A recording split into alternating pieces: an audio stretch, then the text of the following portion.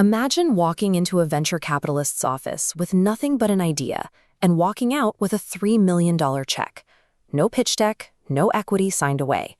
Right now, that is the reality for early-stage AI startups. 10 years ago, cloud credits were a modest perk, maybe $10,000 or $20,000 to help you get off the ground. Today, those numbers have exploded into massive seed round-sized capital injections. We are seeing $500,000 to over $2 million handed to single founders. OpenAI has been a primary driver of this. They are actively handing out massive token credits to get young startups integrated directly into their ecosystem from day one. And they aren't alone.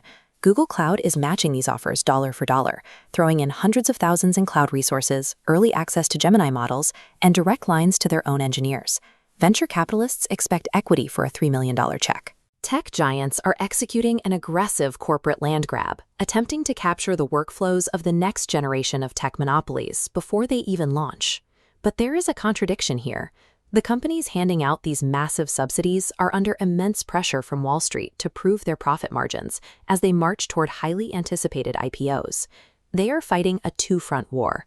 On one side, investors want revenue. On the other, open source models, particularly highly efficient ones emerging from China, are getting so cheap that foundation models are losing their historical pricing power. Which leads to an obvious question. If you are desperately trying to prove to the market that your AI business is profitable, why would you deliberately give away hundreds of millions of dollars in your core computing product every single year? The answer is that compute power acts as a Trojan horse. By giving away access early on, AI providers acquire captive clients at the exact moment those startups are making their core architectural choices. The economics heavily favor the tech giants. $1 million in digital API credits might sound massive to a founder, but it costs the parent company significantly less to produce that compute internally than its stated retail value. It functions as an incredibly efficient customer acquisition cost.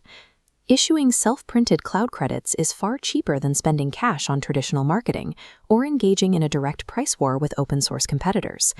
The initial free runway is a carefully engineered financial mechanism. It is designed to convert that upfront acquisition cost into inescapable long-term lifetime value. This architectural diagram illustrates data gravity. When a startup builds its app, its codebase and fine-tuning parameters are meticulously optimized for one model. Once user logs accumulate, this massive data weight creates immense technical friction, pulling the startup deeper into the provider's ecosystem. Ripping out this deeply integrated infrastructure to move to a cheaper open-source competitor requires massive engineering downtime and forces a complete rebuild from scratch. For most startups, this pivot effectively ends their technical momentum. When the free credits eventually expire, the startup is faced with moving petabytes of data out of the cloud. The exit fees are so severe that leaving is actually harder than simply paying the massive cash invoices. Through data gravity, a temporary, helpful compute subsidy becomes a permanent, high-switching cost prison. This land grab extends well beyond the companies building the foundation models. The massive cloud cartels have joined the exact same ecosystem arms race. Hyperscalers like Microsoft Azure and AWS are aggressively matching these credit offers. They know that if a founder builds on their architecture today, they will secure the scale-up revenue tomorrow. Some providers take it a step further with a silent equity swap. They offer millions in additional credit lines, but strictly in exchange for direct equity stakes in the startup. The AI giants are effectively using their own self-printed digital currency to buy pieces of tomorrow's most promising tech monopolies. And underneath it all, there is a foundational winner. Regardless of which software provider secures the startup's loyalty, NVIDIA profits as the baseline hardware supplier powering the entire proxy war.